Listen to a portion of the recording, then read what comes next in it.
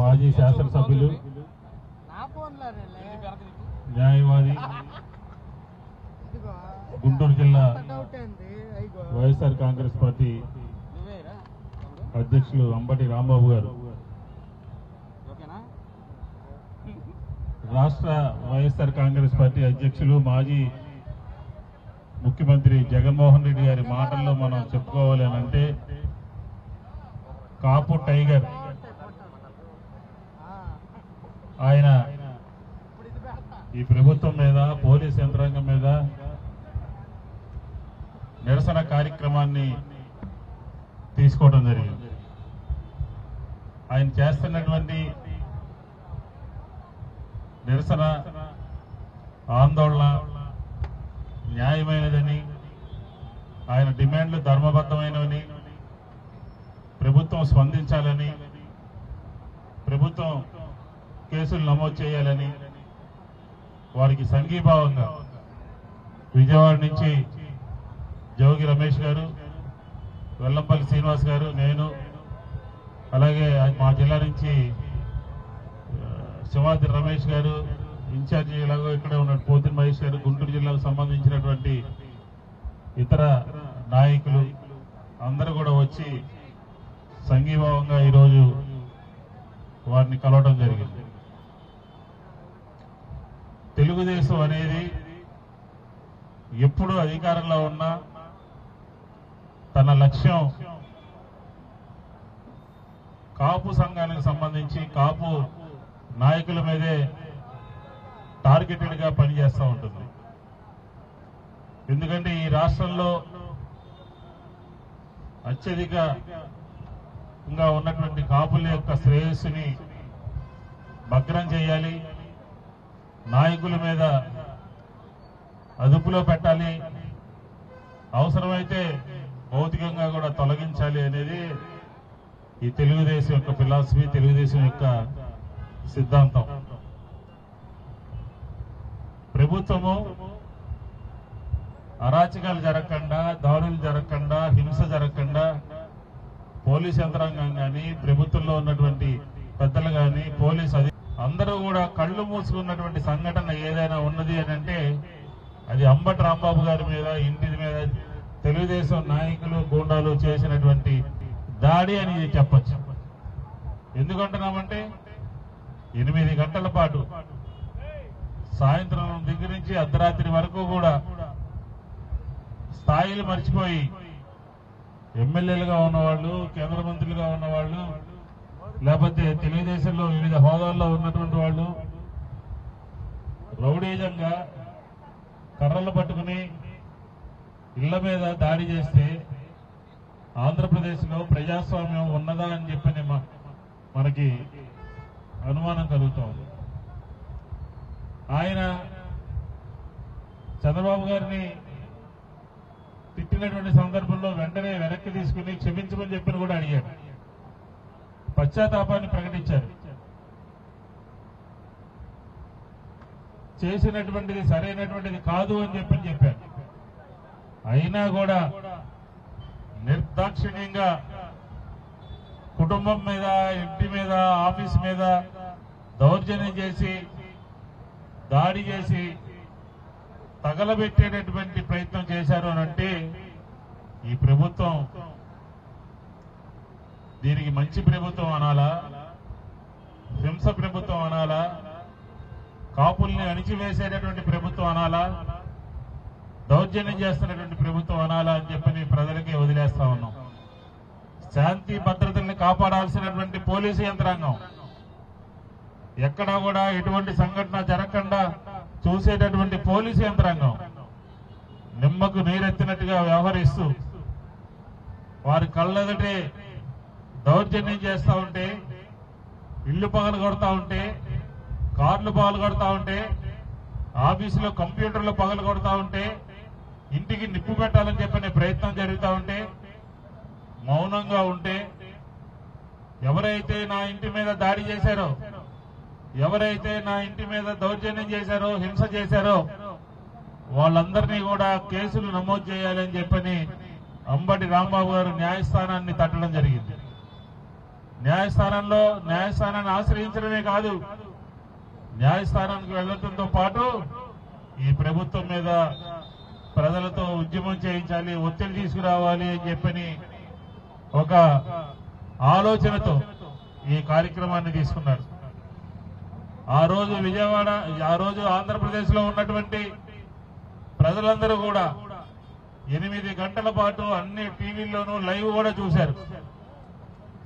అలాంటి వ్యక్తులందరినీ కూడా station bail ఇచ్చి పంపించేశారనంటే ప్రభుత్వం కుట్ర కాదా, ప్రభుత్వం దాడి కాదా, ప్రభుత్వం ప్రోత్సాహంతో చేసినటువంటి కార్యక్రమం కాదా అని చెప్పని ఈ సందర్భంగా అడుగుతా ఉన్నాం. ఎందుకు స్టేషన్ బెయిల్ ఇవ్వాల్సి వచ్చినటువంటి అవసరం ఏర్పడింది? ఎందుకు ఉదాసీనంగా వ్యవహరించారు? ఆ రోజు దాడి జరుగుతూ ఉంటే ఒక వైఎస్ఆర్ కాంగ్రెస్ పార్టీకి సంబంధించినటువంటి నాయకులందరూ కూడా వెళ్లి డీఐజీని కలవడానికి వెళ్తే ఇంటర్వ్యూ ఇవ్వలేదు, ఎస్పీలకి ఫోన్ చేస్తే ఫోన్ తీసుకోలేదు, డీఐజీలకి ఫోన్ చేస్తే ఫోన్ తీసుకోలేదు. దీన్ని ఏమనాలి అని చెప్పని ఈరోజు ఆంధ్రప్రదేశ్ ప్రజానీకాన్ని అందరినీ కూడా అడుగుతా ఉన్నాం. అదే కాదు, 2014 నుంచి 19 వరకు కూడా తెలుగుదేశం ప్రభుత్వం ఉంది అధికారంలో. ఆ రోజుల్లో కూడా ఇలాంటి సంఘటనలే జరిగినాయి. ఎలాంటి సంఘటనలు అంటే కాపులు బీసీలు కాపు రిజర్వేషన్ కోసం ముద్రగడ పద్మనాభం గారి నాయకత్వంలో ఆ రోజు ఉద్యమం జరిగితే దాన్ని హింసగా చిత్రీకరించి కేసులు నమోదు చేశారు. అక్రమంగా అన్యాయంగా రైళ్లు తగలబెట్టారని చెప్పని.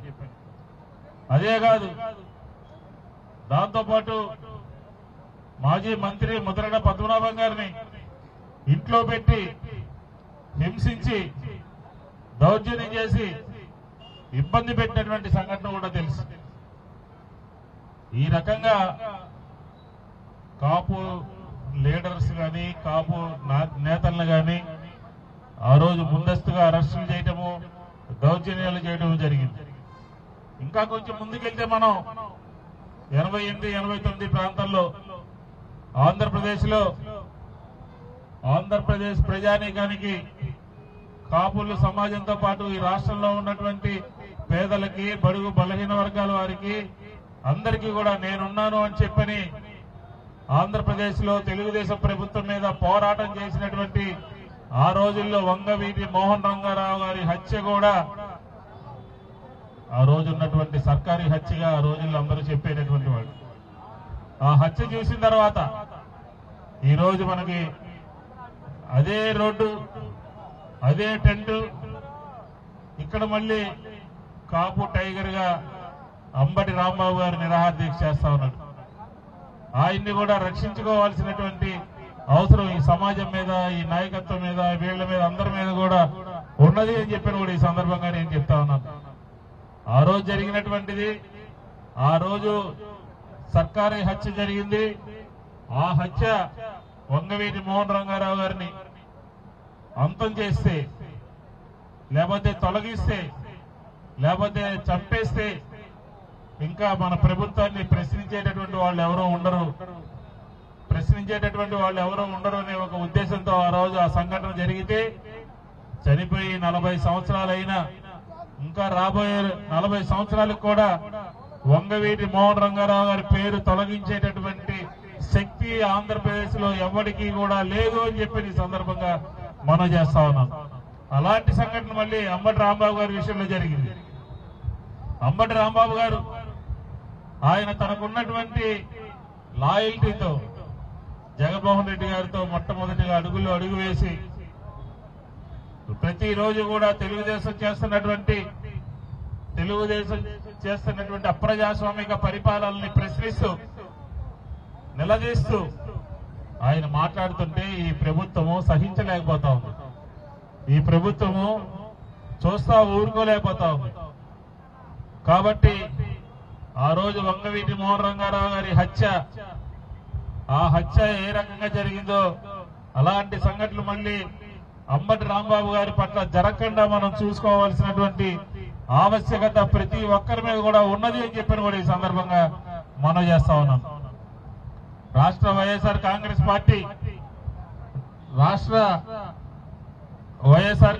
పార్టీ యావత్తు కూడా ఈ న్యాయమైనటువంటి ధర్మమైనటువంటి అంబటి రాంబాబు గారి యొక్క డిమాండ్లకి యావత్ వైఎస్ఆర్ కాంగ్రెస్ పార్టీ, యావత్ కాపు సమాజం అందరూ కూడా పూర్తి మద్దతు ఇస్తారు. ఖచ్చితంగా ఈ ప్రభుత్వం దిగొచ్చే విధంగా, ఖచ్చితంగా జరిగినటువంటి సంఘటనల మీద బాధ్యులైనటువంటి వాళ్ళ మీద కేసులు నమోదు చేసే విధంగా, అదే కాకుండా మంత్రిగా పనిచేసి, ఇరిగేషన్ శాఖ మంత్రిగా పనిచేసి, ఏపీఐఐసి చైర్మన్ గా పనిచేసి 2 సార్లు శాసనసభకు ఎన్నికైనటువంటి వ్యక్తి మీద అర్ధరాత్రి 1 గంటకి పోలీసులు దౌర్జన్యం చేశారు. అలాంటిది పోలీసు అధికారుల మీద కూడా చర్యలు తీసుకోవాలని చెప్పని డిమాండ్ చేస్తా ఉన్నారు. ఆ డిమాండ్ సరైనటువంటిది కాదా? ఆ డిమాండ్ న్యాయబద్ధమైనటువంటిది కాదా? మిమ్మల్ని చూస్తుంటే పైనటువంటి ఆదేశాల ప్రకారం మేము చేస్తున్నాం తప్ప ఉద్యోగం మేము మా సొంతంగా చేయట్లేదు అని వారు చెప్పినప్పటికీ కూడా అలాంటి వ్యక్తుల మీద, అలాంటి శక్తుల మీద ఖచ్చితంగా యాక్షన్ తీసుకోవాలి. అంటే ఈ నగరంలో ఉండేటటువంటి పోలీసు అధికారులు అంబటి రాంబాబు గారిని అర్ధరాత్రి మీద దాడి చేశారంటే, కొట్టాలని ఆలోచన చేశారనంటే ప్రభుత్వం యొక్క మద్దతు లేకపోతే అంత నిర్ణయానికి వాళ్ళు వస్తారా అని చెప్పని కూడా వైఎస్ఆర్ కాంగ్రెస్ పార్టీ అడుగుతా ఉంది. కాబట్టి ఖచ్చితంగా ఇది ఈ రోజు గుంటూరులో జరగచ్చు, రేపు రాష్ట్రం అంతా కూడా పార్టీ ఒక నిర్ణయం తీసుకుని, అలాగే పక్కనే ఉన్నాడు మాజీ మంత్రి జోగి రమేష్ గారు, వారి ఇళ్ల మీద కూడా వెళ్లి దాడులు చేయడం జరిగింది. వాళ్ళ ఇంటి మీద కూడా పెట్రోల్ బాంబులు వేయడం జరిగింది. అసలు ఏంటి సంస్కృతి? పోలీసు యంత్రాంగం ఉందా? శాంతి భద్రతలు ఉన్నాయా? ఎవరైనా ప్రశ్నిస్తే, ఎవరైనా నిలదీస్తే వాళ్ళ మీద కూడా కేసులు నమోదు చేస్తా ఉన్నారు. నిన్నే వైఎస్ఆర్ కాంగ్రెస్ పార్టీ ఆఫీసులో ఉన్నటువంటి శ్రీహరి ప్రెస్ సెక్రటరీని వారిని తీసుకెళ్లి కుప్పంలో అన్యాయంగా అక్రమంగా కేసు పెట్టారు. ఈ రోజు రాష్ట్రంలో నడుస్తున్నటువంటి ప్రభుత్వం ఏది అనంటే ఇది ఏ ప్రభుత్వం అనాలో, హింస ప్రేరేపించే ప్రభుత్వమా, దాడులు చేసేటటువంటి ప్రభుత్వమా, అక్రమ కేసులు నమోదు చేసేటటువంటి ప్రభుత్వమా అని చెప్పని ఈ సందర్భంగా మనం చేసుకుంటాను. కాబట్టి అలాంటి సంఘటనలు జరగకుండా, వంగవీటి మోహన్ రంగారావు గారి హత్య లాంటి సంఘటనలు జరగకుండా, ముద్రగడ పద్మనాభం గారికి జరిగినటువంటి అమానవీయ సంఘటనలు జరగకుండా, అంబటి రాంబాబు గారి ఇంటి మీద జరిగినటువంటి దౌర్జన్యపూరితమైనటువంటి సంఘటనలు జరగకుండా వైఎస్ఆర్ కాంగ్రెస్ పార్టీతో పాటు ఈ రాష్ట్రంలో ఉన్నటువంటి కాపు సమాజం అంతా కూడా ముందుకు రావాలి అని చెప్పి ఈ సందర్భంగా కోరుతూ, ఖచ్చితంగా డిమాండ్లు పరిష్కరించడం పోతే, ప్రభుత్వం దిగిరాకపోతే ఇది రాష్ట్ర వ్యాప్త ఉద్యమంగా కూడా తీసుకెళ్ళడానికి ఎక్కడా కూడా వెనకాడేటటువంటి ప్రసక్తి లేదు అని చెప్పి కూడా ఈ సందర్భంగా తెలియజేసుకుంటూ, ఇక్కడ విచ్చేసినటువంటి పెద్దలకి, వేదికను అలంకరించినటువంటి వాళ్ళకి, ఇక్కడ ఉన్నటువంటి యంత్రాంగానికి అందరికీ కూడా పేరున అభినందనలు, ధన్యవాదాలు తెలియజేసుకుంటూ